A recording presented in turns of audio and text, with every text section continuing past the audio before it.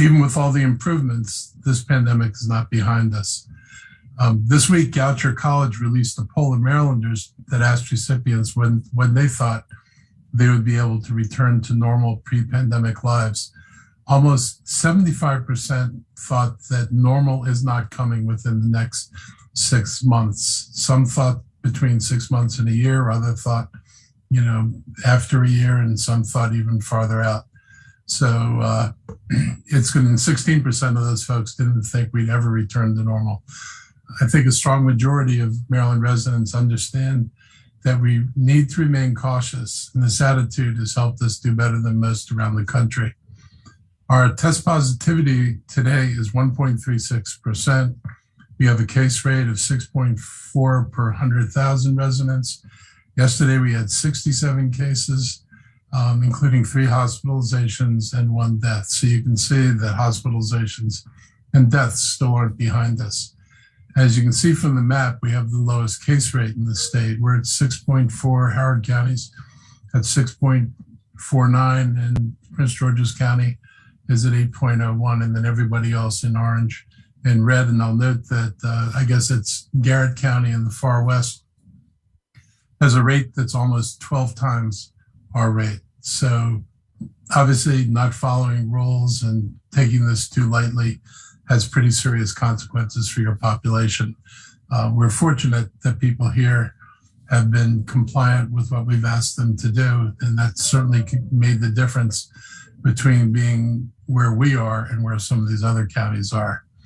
According to the CDC criteria, we've been in moderate transmission category now since last Thursday. Today is the 7th day with moderate transmission, triggering an end to our indoor mask mandate.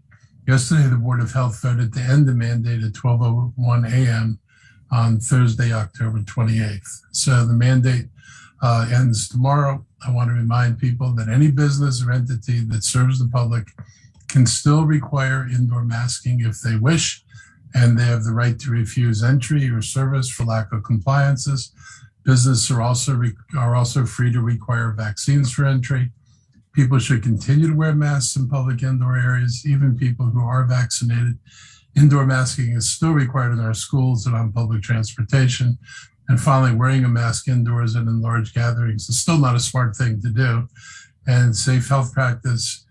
And no matter what the health regulations say, especially for those who are unvaccinated, you should still take the most cautious path you can. Remember that though the mask mandate is lifted, we're still seeing more than 50 cases in some days.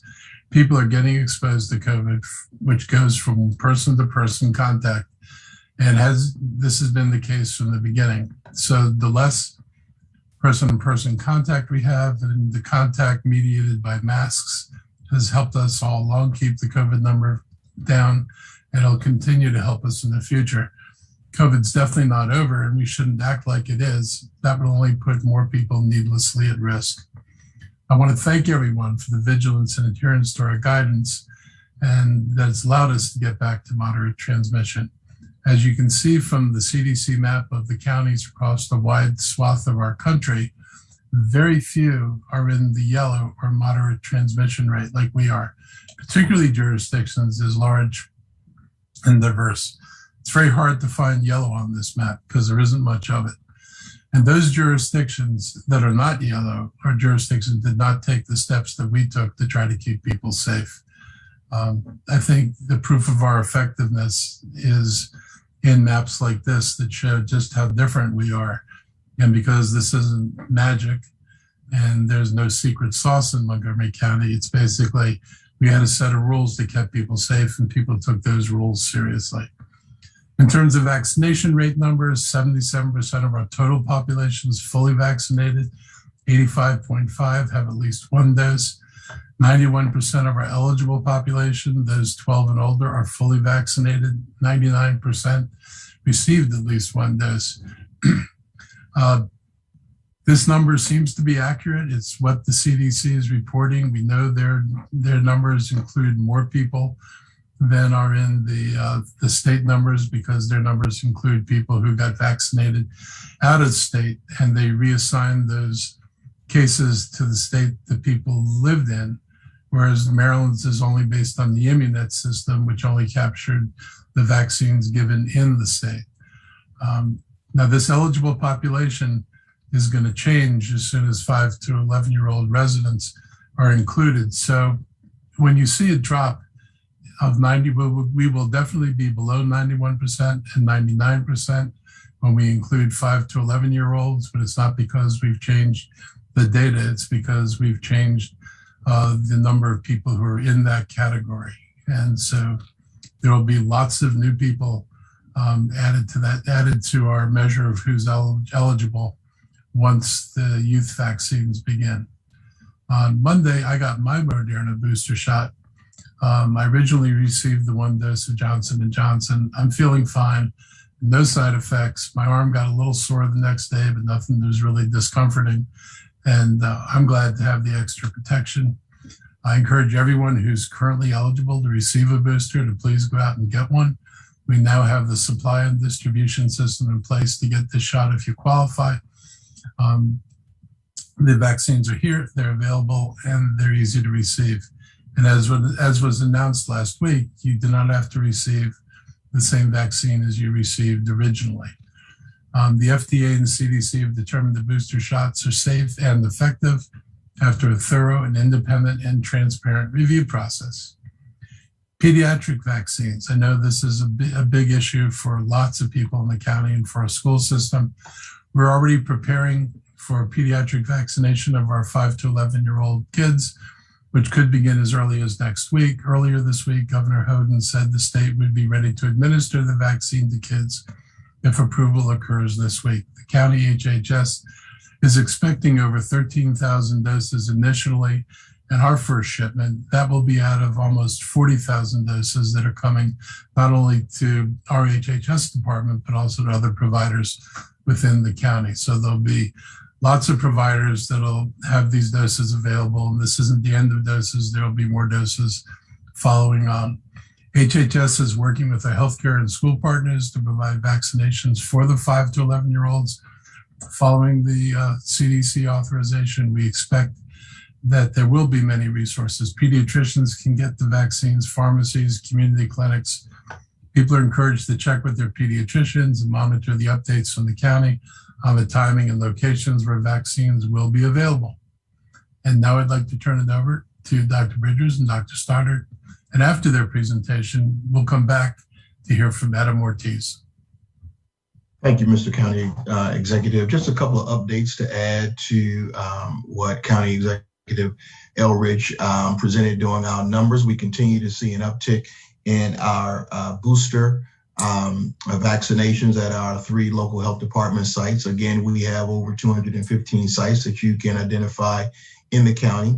We continue to vaccinate our homebound individuals based on data that we have during the initial round of them, those individuals receiving their vaccine series, either Johnson & Johnson, now Pfizer and Moderna.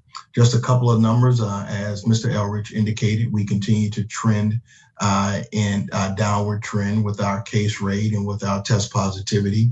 I will be sending a letter over to the County Council, sitting as a Board of Health today, identifying and notifying them of that data trend, which will rescind the Board of Health regulation at 12:01 a.m.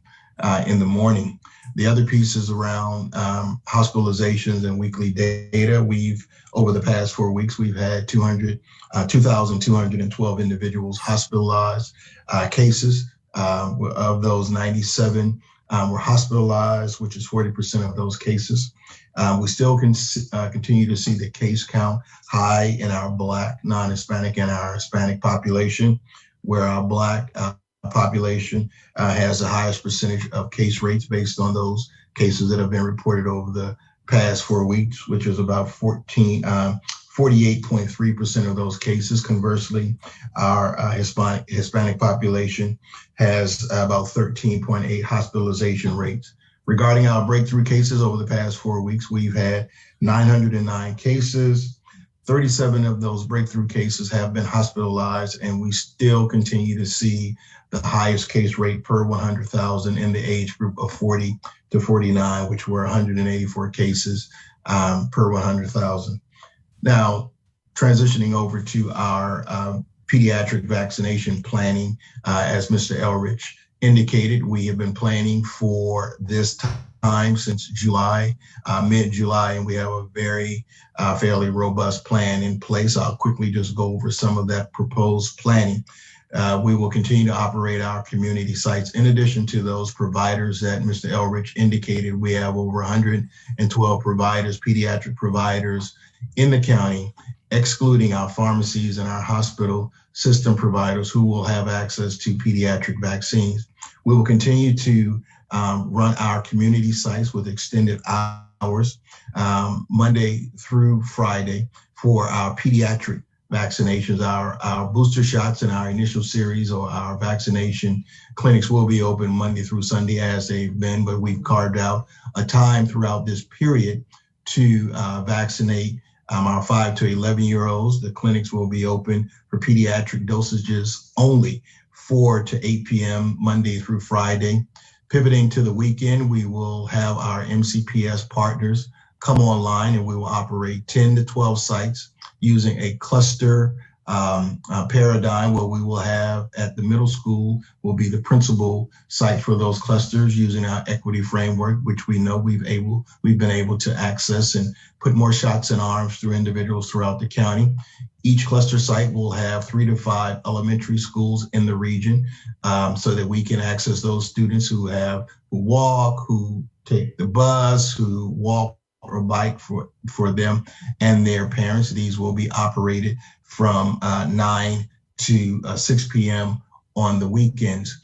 And we have our community partners who will also support our efforts in those times and spaces that we aren't in our elementary schools or our middle schools vaccinating our students, in those opportunities where they will be in those places. So we will continue to vaccinate throughout the week, throughout the first 3 waves, which is what we have been identified as being those heightened periods where we will administer pediatric vaccinations to our unvaccinated school population.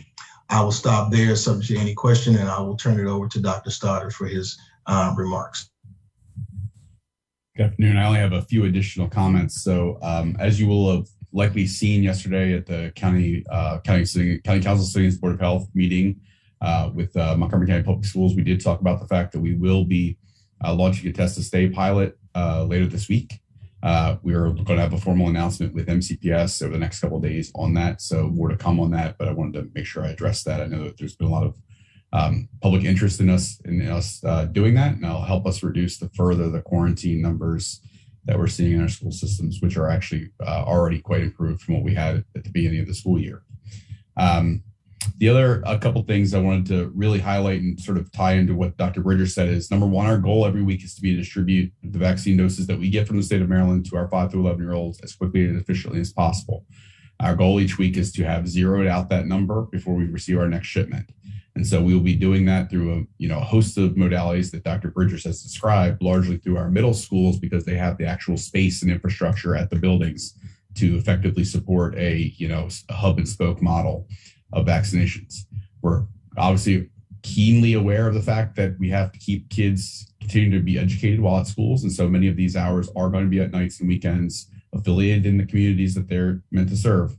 And one other piece that I wanted to make sure that we highlighted is the fact that we are working very closely with MCPS to identify those students who have already been known to have immunocompromising conditions that make them presupposed for the more severe COVID complications, and they will be an initial target of our vaccination campaign with the 5 to 11-year-olds, because obviously they are at the most risk for those severe complications. And so those are the only few things I wanted to highlight as a sort of a support to what Dr. Bridges and the county executive already provided. So I think we're ready to talk about the wonderful work of our DEP director, Mr. Ortiz. We're transitioning to you, Dr. Ortiz. Good afternoon. Good afternoon. It's great to see everybody. and great to be part of this briefing. I usually get the notes afterwards, but I see so many friendly members of the press, and I just have so much gratitude to all of you for covering the work of the county, and particularly our environmental initiatives. But I don't want to steal the show. Marc, I'm going to follow your lead. I'm going to hand this back to you in a second, but I just want to say, first of all, I want to thank you for the work you did. I wanted you to join us today. So I had this opportunity to publicly thank you for your service to Montgomery County over the last 3 years, and wish you the best of luck as the first Marylander to serve as an EPA regional administrator of the Mid-Atlantic states. It's good to have somebody who knows the environment in the specific location where you've been working for years. And I think this is going to be, a great step for President Biden, and I think it's a great opportunity for you. And I'm confident that you're going to be able to provide the leadership that we need. And I do think it's a big victory for the environmental community. It's nice to know that an environmental position at the presidential appointment level is being filled by somebody who deeply cares about the environment. During my victory speech, when I won this job in November, I talked for just over 20 minutes about the environment and combating climate change. Giving a speech is one thing. I then had to figure out how do you put together a team that would demonstrate how crucial making progress in this category was going to be. And there was one person I wanted who I knew, because I knew you before. I knew the project that you had earlier done, and I was intrigued by it. And I didn't know if I was going to be able to pry you away from Prince George's County, but I apparently was successful in attempting in that effort. And I'm glad I was able to do that. My direction to Adam when he came to work for Montgomery County was to do what was right and needed for our environment, and not what was simply politically expedient or easy. I didn't want stuff written with anticipation of objections, because then what's written doesn't really tell people the true scope of what we need to do. I wanted the ability to present to people what needed to be done. And I think all discussions about this have to start with what was needed to be done. And I appreciate your willingness to do that. You had the right temperament and leadership skills and passion, and you were able to achieve. Under your leadership, we got 2,000 trees planted through our Tree Montgomery program, nearly a fourfold increase over what we had done before. We moved several flood control and stream restoration projects into construction. We proposed and oversaw passing of the first national bill banning the use and sale of No. 6 polystyrene food service products, and passed a ban on plastic single-use straws. We launched commercial food scrap recycling program, enlisting 24 partners for food scraps diversion for composting. Started a single-family residential food scraps recycling collection pilot, which will be expanded, and launched curbside recycling purity program, where inspectors went out, inspected the state of trash that was left on the side of the road, and told people that their state of their trash was not adequate and they needed to clean it up. And that reduced contamination and recycling by nearly 50%, which shows that doing that was effective. Recently, the Department of Environment created Critters in Crisis list that establishes a local at-risk endangered species stream critters list to bring awareness to the water quality in Montgomery County streams and the impact of fertilizers and overdevelopment. And you led our efforts on reducing energy use that is saving us money, engaging residents, laying the foundation for us to achieve our climate action plan goals. You grew commercial building benchmarking, increased it, and it's led to estimated utility cost savings of more than $3 million for county commercial building owners. A few months ago, you succeeded in getting the council to pass the International Construction Green Building Codes, which is no small thing. I don't think you can underestimate the impact of that going forward in making sure that our future built environment is not our current built environment. And tomorrow, the council will be holding a work session on our building energy performance standards that would implement building energy performance standards to address climate change on buildings that already exist.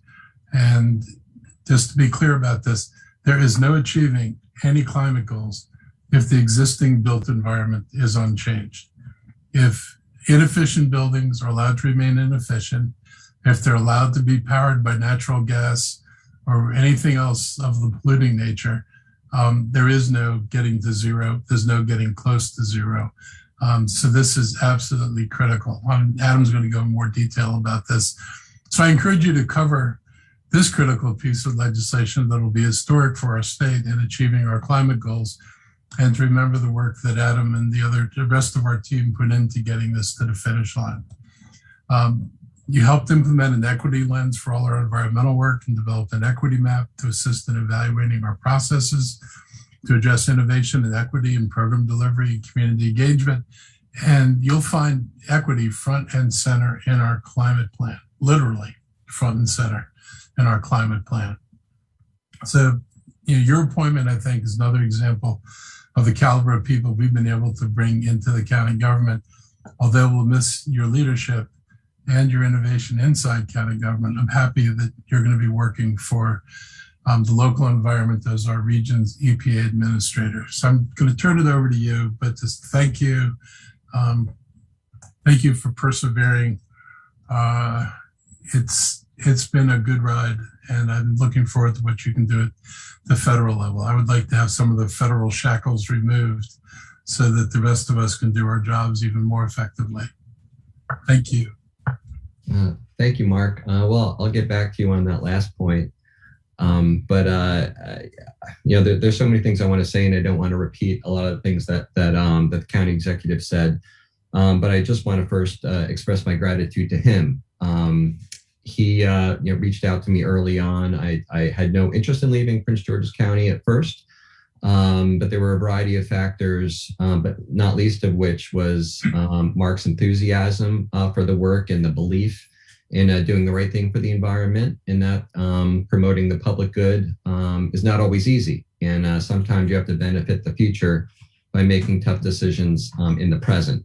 So, Marc is so fearless about it. And I say this a lot, but the environment to him is always co-equal with all the other issues that are facing local government. A lot of us in this field and you members of the press know that environment makes great talking points. Everybody loves the environment. But in fact, it often takes a backseat to so many other issues like public safety and education and economic development. And those issues are absolutely important. But Marc realizes that they're co-equal, and he's willing to put it front and center. He's willing to use the bully pulpit and to make tough choices for the progress that we absolutely have to make. In the environmental field, in a lot of ways, we're undoing 400 years of pollution, of industry, and trying to get it right. That we can still be prosperous, we still can be successful, but we can also be environmentally sustainable and promote public health. So I just want to first express my gratitude to Marc. And on Monday, I'll be sworn in as the regional administrator for the Mid-Atlantic region for EPA. I'm honored to have the confidence of President Biden in his administration, and I don't take it lightly. I will say that I struggled with the decision to put my name in for this position, just because I've loved working in Montgomery County so much. It's just such a supportive environment, to express yourself as a public official and to try to do good things for the environment. And we're joined by amazing colleagues, Dr. Bridgman, Dr. Stoddard, Patty Bubar, who's our deputy at DEP, Cindy Pena, who's our communications manager. Folks are so dedicated, and we do great things. And under Marc's leadership, it was clear to me that my job and the job of the Department of Environmental Protection wasn't just to, follow the rules, and wasn't just to, implement the policies and push paper and do inspections and build projects, but our job was actually to lead the way. We're blessed and privileged in Montgomery County to have so much political support from the executive, from the county council, who've been great partners, from so many advocacy groups, and with a very, very talented and sophisticated staff.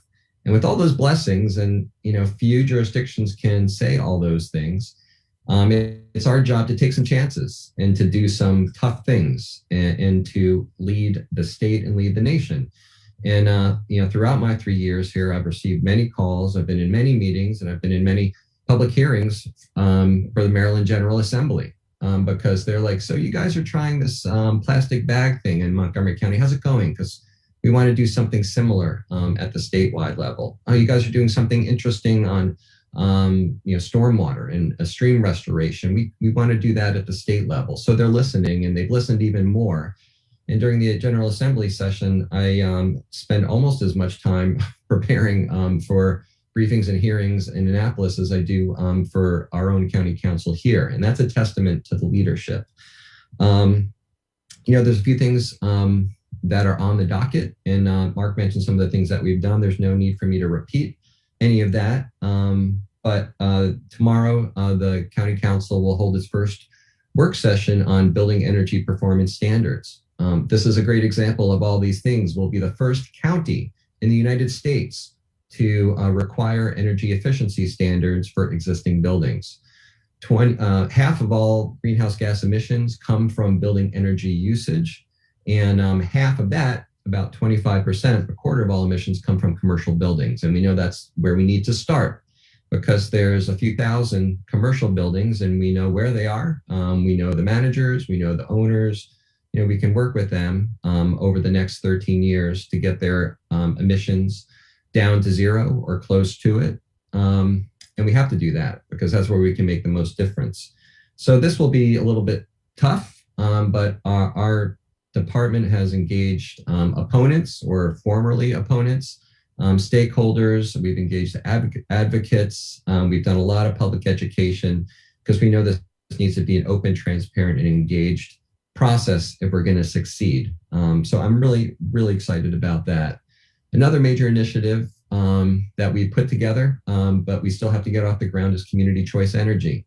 To the earlier point about us being the leader, the Maryland General Assembly wanted to enable counties to purchase their own green energy for residents. Currently, our utilities do that, and that can be okay, but jurisdictions sometimes have more aggressive goals in different environmental priorities than others. So it was debated by Delegate Charkoudian. She was the leader in the House of Delegates, and there was a lot of pushback. But in the end, she said, if anyone is going to do this, it's going to be Montgomery County. So I'm just going to try to get enabling legislation just for Montgomery County to be able to do this. And without any hesitation, the county executive said, yes, we're in. And he and I went to Annapolis, we testified, and we got that bill passed. And now we're in the process of developing the rules with the state of Maryland to be able to do that. Again, first, and people are watching us. So I can go on and on. There's lots to talk about, but I'm really, really excited that, what modest contribution I have made has been done with a team of super talented people all around me. It's in really good hands. Adriana Hochberg will be the acting director, and she and I have been working closely, so everything will be handed off, and I have full confidence with her and the staff to get other things across the line. And there's a lot more coming. I'm tempted to talk about some of the cool stuff that we have up for the next few weeks, but you're going to just have to tune into Barry Hudson and Scott Peterson and Marc Elrich, because there's some really other cool policy that we're going to be introducing, again, first in the nation. So I want to end where I began, just my gratitude for the opportunity here. I'm going to take the lessons, everything that I've learned, to know that we can get things done when we focus with the right leadership.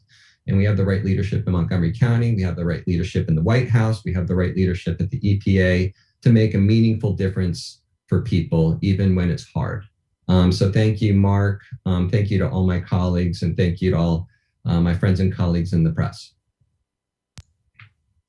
Thank you, gentlemen. Thank you, Director Ortiz, for your service in Montgomery County government. And now let's transition to the Q&A portion of this presentation with the members of the media. Dominique Maria Bonesi, you're number one. WAMU, good afternoon. And I believe you have questions for Dr. Bridgers and the county executive. Thank you. Yes. Hi, Dr. Bridgers. How are you doing today? Hi, Dominique. I had a question regarding the moderate transmission rate, and just what do you think the county could attribute to that moderate transmission rate? I mean, it does seem like a bit of an anomaly in this area, in this region, on the East Coast. You also see Howard County that didn't have a mask mandate, and Prince George's County that had a mask mandate. So what do you attribute that sort of moderate transmission?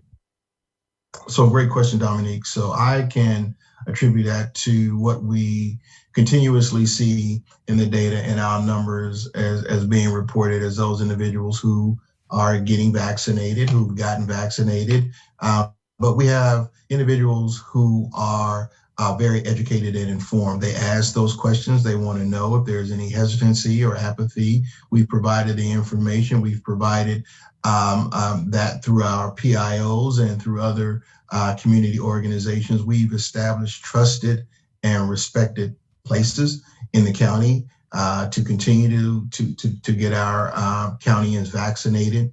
And so when we look at the data, we know that when we look at the case counts and the test positivity rates, we have consistently remained lower than the other counties. We've worked with those counties to kind of assess, looking at those border counties, since you mentioned Howard and Prince George's County, to look at those individuals who may reside in the county or close to the county to ensure that we have plans and communications with them to get folks vaccinated who may work or live in one of those counties. And so I can attribute much of that to our county's tenacity and ability to come out and get vaccinated, to continue to ask those questions, and in some cases, raise those questions that we are prone to answer.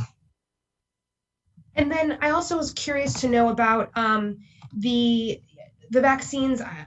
Sean O'Donnell earlier this week said 3 to 4 days after the vaccines come out. You said early next week. Just looking at when you think early next week means. I'm just looking for more specifics. So again, great question, Dominique. We received a range, so there isn't a pinpoint. We've been saying the week of November 8th. The range is 1 to 5 days after the vaccines are approved. So we don't know based on those transportation means from the state to us. So that's why we've been trying to provide a range. So whenever we get the authorization, typically it's a range, especially when there's a new version of the vaccine. As you recall, if you recall, when we started vaccinating countyans, we would get the notification on a Friday, and we wouldn't receive the doses until that Monday, and either administer doses, have shots in arms that evening, afternoon, or the next day. So that will be the case during at least the first 3 weeks of us receiving our pediatric vaccine. So it could come the next day, or it could come in 5 days, and that should include the weekend. But that's the range of receipt notification that we have. And then last question, just finally, how will the department be communicating with parents the safety of the vaccines for kids? So we're working with our partners and our public information office to have messages. We will be using WhatsApp and other media platforms to get notification and information out regarding the efficacy of the vaccines and those places where they can receive a vaccine. We're also working with our pediatric partners to get vaccines out in notification. They are also contacting their patients as well. And then lastly, our community partners, we're working with them on the messaging. Again, we want to maintain those trusted and respected places. We also understand that we are vaccinating a younger population, and so parents will be instrumental in getting our 5 to 11-year-olds vaccinated, to ensuring them that the vaccines are safe and that that there won't be any fears from getting a shot. Thank you. Thank you so much, Dominique. Next set of questions, Brian Rembom, MarylandReporter.com. Good afternoon, Brian. You need to unmute. All right, can you hear me now? Sorry. Yes. Just a quick question for the county executive. There's roughly 11 hours left of the mask mandate. What would you say to people who might say, look, I'm vaccinated, the mandate's coming off, I'm not going to wear a mask indoors? What would you say to them? Well, it's not like we've been locking up people and putting them away for doing that. Obviously, there are people who haven't listened. I would just say, if we've gone through all this time just wait the thing out. I mean, that same logic could have been applied to yesterday or 5 days ago or a week ago. I mean, at some point, this isn't hurting anybody. Some people act like this is a major imposition on life, and that's just absurd. So they should wait. Okay, thank you, Brian. The next question, Steve Bunnell, Bethesda B, for all officials. Good afternoon, everyone. Marc, a little bit of a different subject here. The County Council approved the appointment of Carol Rubin to the Planning Board yesterday. I know, obviously, I don't imagine you have any problem with that appointment. Can you just talk about your experience working with her? My brief research is that she's kind of been a mainstay working with the Planning Board staff and county government in general for much of her career. She did really good work on the I-270 495 issue. Is the most recent work that I've done with her. And I'm not going to veto the appointment. And then for the health officials here, Dr. Bridgers, it's interesting, I was listening to the letter you're going to send over to the Board of Health, but you used the word, I want to just make sure I understand, rescinding the health order. And I want to make sure, because my understanding was there's the chance of, if we have 7 days of 75 cases or more a day, that would re-implement the mask mandate. So can you or others just provide clarity? I just want to understand from the legal perspective and, God forbid we shoot up in cases again, how that'll work.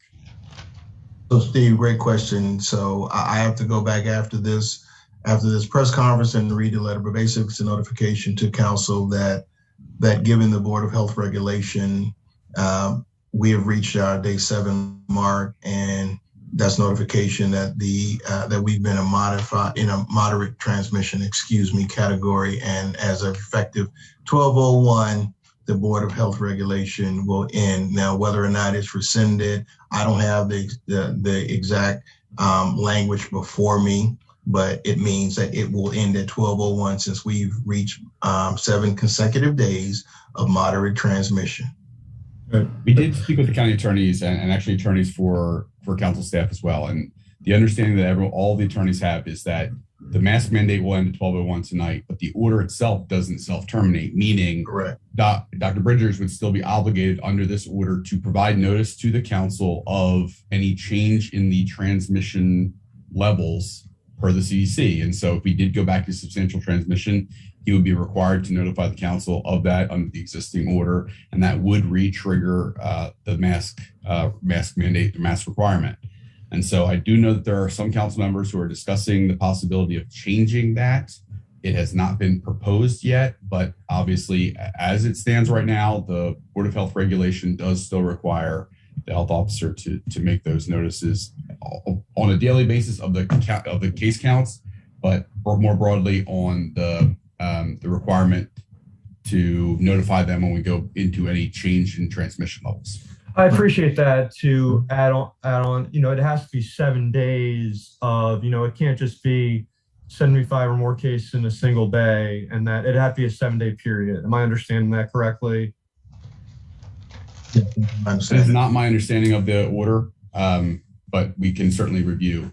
My understanding was if we move between the categories and once we reach substantial transmission, there was not as I recall when we first triggered this, there was not a 7-day period of seeing substantial before it was triggered on the first occasion. But we'll certainly go back and look at that, Steve. Right. Right. So I have to go back through it again, right. Steve, as Dr. Stoddard indicated. So whether or not there's 1 day or 7 day on a daily basis, what we know is absolute. I will continue to notify council sitting as a Board of Health regarding the case rate. And so as soon as that case rate goes above that threshold, they will get yet another letter notifying that we have moved into another category. Okay, and I guess even on a broader scale, I think Earl was getting at this, that the CDC changes its guidance, somewhat throughout this whole pandemic. Is it your guys' kind of opinion that the metrics of the CDC are still going to be the Bible when it comes to mask mandates and, things along those lines? I guess just in a broader sense?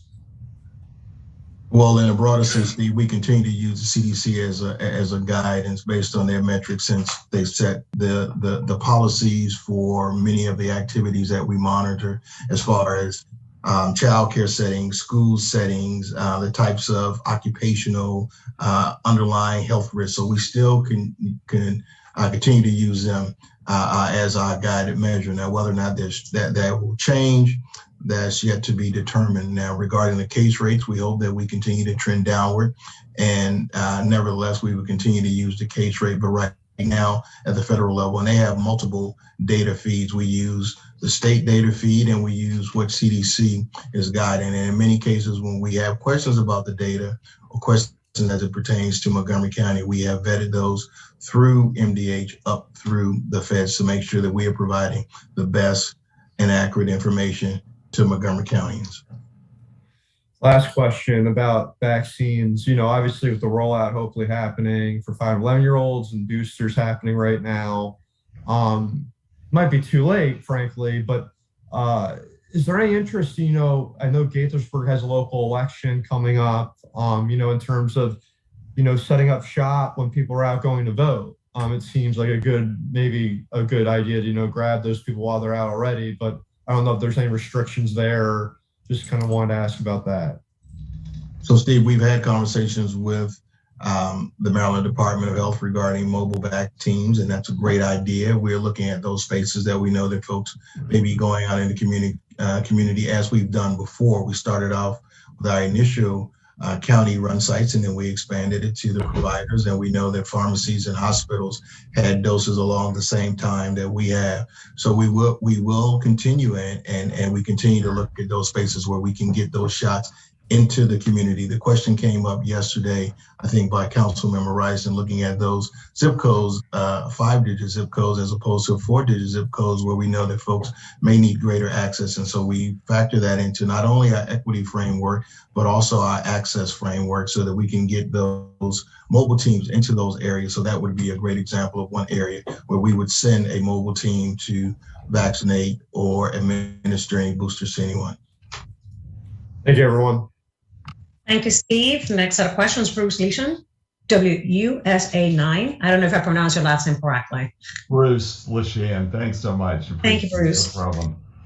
So, Mr. County Executive, I'm thinking you must want to congratulate the people of Montgomery County that this mask mandate is a sign that folks are dropping the mask mandate. It's a sign that people are paying attention and being cautious. I do. I mean, I've been very laudatory of the people here, because the only way this works, since we didn't, arrest people or do any of the scary things people were worried about, this was voluntary compliance with things that were meant to keep people healthy. And we've been very, very lucky. The thing I would urge people to think about is we got these numbers by doing these things. There's lots of COVID still out there, enough that people should be worried about. I don't consider 67 cases something to sneeze at. So if I were a citizen, I'd keep wearing my mask. There's no reason to take it off. And certainly if you're going into a store, you're in a crowded place, if you're going to try to enjoy a movie, you should continue to do that, because the virus is still here. This is what I meant by saying that, this thing's not over. And you shouldn't be doing it. We did a victory dance. Everybody was like thrilled when those numbers plummeted this summer. It didn't take 2 weeks before things weren't so good. And so people need to just, if it was me, and I know what I'm going to do, I'm going to keep wearing masks as much as I can, because why would I take a chance? Just because somebody says you can take it off, why would you do that knowing that this is out there? And as far as you know, Montgomery County is the first jurisdiction to be able to drop its mask mandate in the region again. I mean, DC has it in place. Virginia, I guess, is a statewide mandate. Prince George's County hasn't gotten this far. As far as you know, Montgomery County is first. Mm-hmm. That's as far as I know. Sometimes it's good to be first. Are you concerned in the past, I think, unvaccinated? In many ways, this is an honor system. and you want the unvaccinated to continue to wear masks. That's the guidance. Are you concerned that dropping the mandate will give unvaccinated people a reason just to do without indoors? Well, they certainly do without inside restaurants. And if you ask Dr. Stoddard what the places where people are most likely to get it based on contact tracing, they're going to say restaurants and retail. So I worry about that, and I will say, because I do go out, restaurant attendance is down. And I've got lots of friends who, if I said, let's go to dinner, and they're like, do they have outdoor dining? And if the place doesn't have outdoor dining, they won't go there. So even though they can go there and they know they're going to be there without masks with lots of other unmasked people, a lot of people are using the good sense to refrain from going there. That's why I encouraged the restaurants, particularly, as some businesses have done, to implement vaccine requirements and just flat out say, you can't come in here unless you're vaccinated, because that way everybody would know that you can go to a restaurant. When you've got the number of people vaccinated we have in this county, and all you do is limit the few people who haven't been vaccinated, or the few thousand people who haven't been vaccinated, they don't get to go into a restaurant, at least everybody else knows if they go in there, they're safe. And so I would encourage people to do that. If we really want to stomp this thing out completely, we need to isolate it as much as we can possibly isolate it. And I would hope that people are willing to do that. It would not be a bad thing. And last question, I actually made up some graphics for use on air using your COVID dashboard for the numbers. And the numbers on the county's COVID dashboard are actually quite different than the numbers that you recited. So the numbers on the COVID dashboard are the ones that are provided by the state, and you were reciting the numbers that you're recovering from the CDC. Is that correct? That's the published CDC report. And so we use both. I mean, we didn't take the state number off our website. That's clearly there. We have the other numbers available. It's just the simple fact of the state only counts, vaccinations within the state. Gotcha. Thank you, sir. Thank you, Bruce. Next up, it's Randy Bass, WDVM. Good afternoon, Randy. Good afternoon, everyone. Thanks for taking my questions. Kind of elaborating off of and clarifying based off of some of the answers I heard to Steve's questions earlier. Hypothetically, if we moved back into substantial transmission tomorrow, so at 10 a.m. tomorrow, the new data comes in and we're back in substantial transmission, we have a little backlog and the data jumps again. Does the mask mandate go back into effect on Saturday? I'm not clear here on what would trigger the mask mandate again.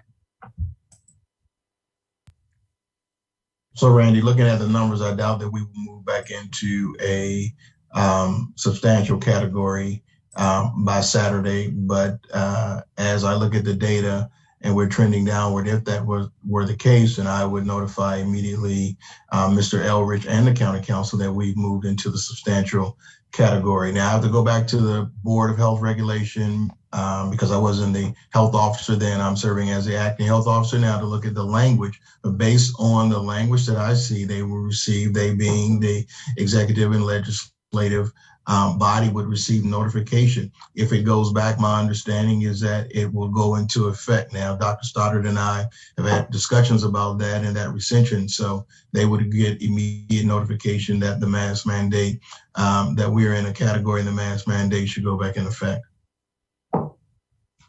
Thank you for clarifying that. I appreciate that. And I had one more question. It was at the tip of my tongue. Here we go. Going into the winter time, which we saw was extremely deadly last year, we saw our biggest spikes of the entire pandemic during January, December, of last year. What is your confidence level heading into this winter? What is your outlook? How is your outlook different this year than last year? Last year, no vaccines and high rates. So lots of people for the virus to go to and no protection. This year, lots and lots of people vaccinated and vaccines freely available. There's no shortage of supplies. So I think this shouldn't be a repeat of last year, but for certain, as long as, you've got folks who are going into places unmasked, you have risk. And I would say, particularly in the world of business, we're not an island. We know that. About a third of county workers leave Montgomery County to work. About a third of Fairfax County workers leave Fairfax County to work. Where nobody works on an island. This is not island Montgomery. None of these counties are islands. So, we're likely to get people coming into Montgomery County from less vaccinated places, which adds a higher level of risk than simply looking at our own, internal vaccination rates. So I'm concerned. That's why I believe, we should maintain the guidance that the CDC has. This is not the time to substitute political guidance for CDC guidance. And if CDC says, and you hit this range, people need to be masked indoors, that's what we ought to be doing. I don't want to do something and then let it spin out of control. And then we're standing there knowing full well what we know today, that, when this starts spreading and there are enough unvaccinated people, and then we get these breakthrough cases, or even the breakthrough people become problematic. We need to make sure that doesn't happen to the degree that we can. And Randy, just to add, Mr. Elrich has made a concerted effort to notify counties to get their flu shot. We know that the flu and other related illnesses are the 7th leading causes of death in the county. And so we have an aggressive program where we have flu clinics established for not only our county employees, but for our public. And so when you look at this year, last year, we know that with masks and with flu, we didn't see the level of incidence. Now we have vaccines in place, but we are in fact in a season where we see more respiratory illnesses, and our unvaccinated population is still the highest population at risk. And I just add to that the flu would complicate anybody who got COVID, because you're already dealing with something that's going to compromise your respiratory system. You add flu on top of that. That's two things your body's trying to deal with. For whether you're vaccinated or unvaccinated, if you get COVID, that's probably not where you want to find yourself. So if I were a resident, I'd get the flu shot, and I'd actually probably just wear a mask, because obviously wearing masks seemed to have an impact on how much flu got around last year. Thank you both for your answers. I appreciate it. Thank you, Randy. Next up is Jack Moore, WTOP. Good afternoon, Jack. Good afternoon. Quick question on an update on the pediatric doses. Could you just run through those numbers again of how many Montgomery County is requesting, how many you expect to receive from the county health department versus the pediatricians versus how much the state is getting? Can you just run through those numbers again? Sure, Jack. Great question. So we are expecting, based on the ordering process that we put in, to receive about 40,000 doses in the county. That breakdown is